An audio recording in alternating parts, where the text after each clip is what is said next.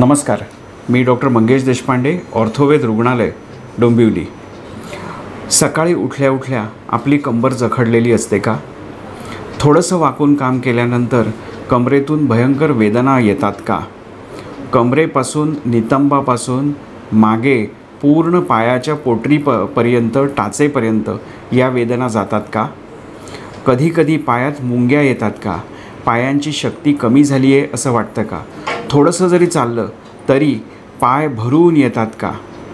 ही किंवा अशी लक्षणं दिसत असतील तर स्पॉन्डिलायटिस, स्पॉन्डिलोलिस्थेसिस, सायाटिक पेन किंवा स्लिप डिस्क यासारखी नावं जर तुम्ही ऐकली असतील तर नक्की आयुर्वेदाने ते बरं करण्याचा प्रयत्न करा।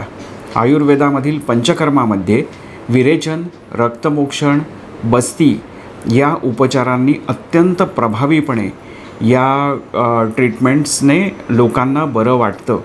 त्यामुळे एकदा तरी आयुर्वेदिक वैद्याचा सल्ला जरूर घ्या। धन्यवाद।